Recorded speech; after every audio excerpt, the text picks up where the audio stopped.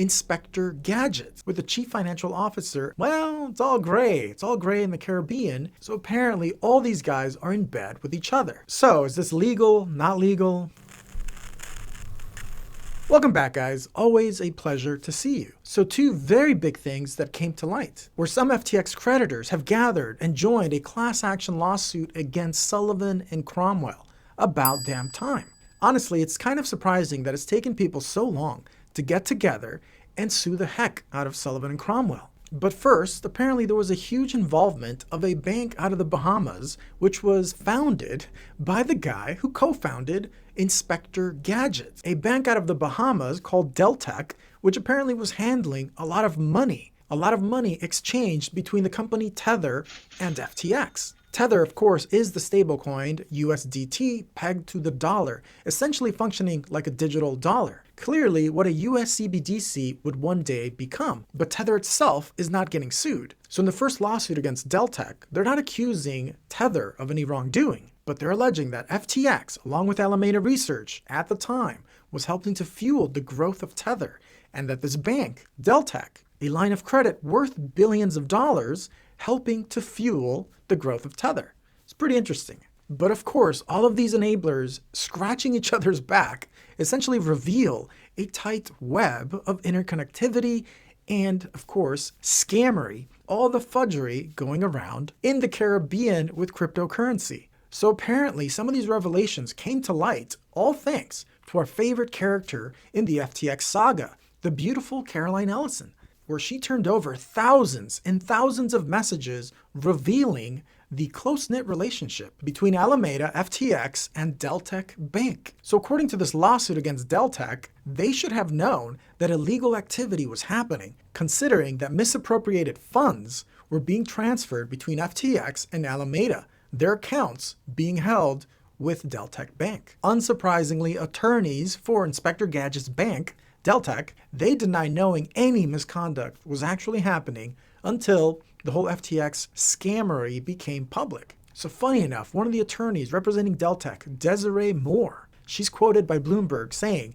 that the new allegations rely heavily on unsubstantiated statements made by individuals who actually have settled out of court. Well, one of the persons that settled out of court with the prosecutors is Caroline Ellison herself. Pretty interesting that the lawyer for Deltek would call some of these documents, messages, unsubstantiated statements. So by unsubstantiated statements made by individuals, they're talking about Caroline Ellison because the lawsuit says part of a settlement negotiations with her where she turned over 7,000 pages all of Telegram chats. That is a ton of messages that she saved.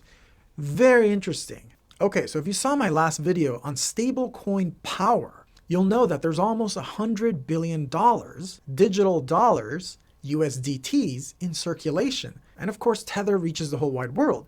So Tether, how the hell did they grow so large? But what the lawsuit alleges is that FTX was purchasing tons and tons of Tether with customer money, essentially converting those dollars to their digital equivalent, the USDT, the Tether. So the lawsuit says that starting in 2021, Deltek granted Alameda Research a 3-day grace period to pay for all the Tether cryptocurrency that was equal to the dollar. So a 3-day grace period, essentially giving Alameda Research a line of credit, short-term line of credit worth billions of dollars. And the lawsuit says that this is something that the bank did not offer anybody else. The line of credit worth billions of dollars where it can just play, potentially, with customer money. Furthermore, traders at Alameda Research, which function essentially as a hedge fund, they were told to keep the special relationship with the bank a secret, that the secret line of credit sometimes exceeded $2 billion according to the lawsuit. So potentially FTX customer money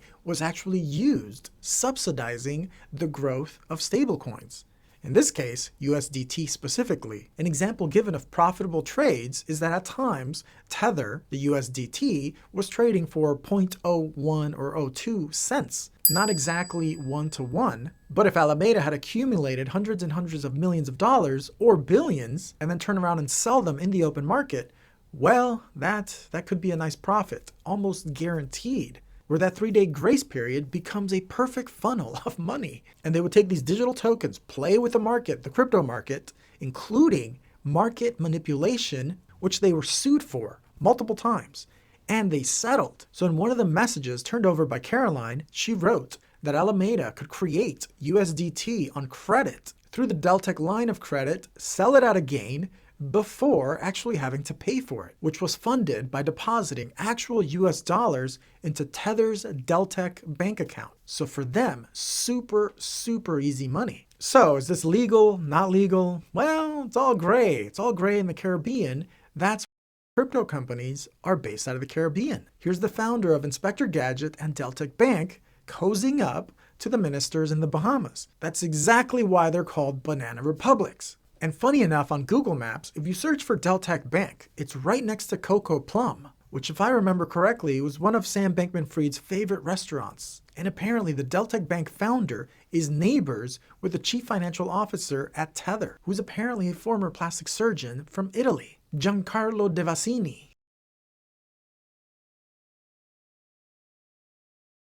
So this chief financial officer from Tether was also in the messages to and from Alameda Research traders and Caroline Ellison, where he was texting employees to Alameda Research to celebrate growing Tether from the first $10 billion up to $20 billion, and then even up to $30 billion, where he wrote in 2020, "We are a big family. We will conquer the world."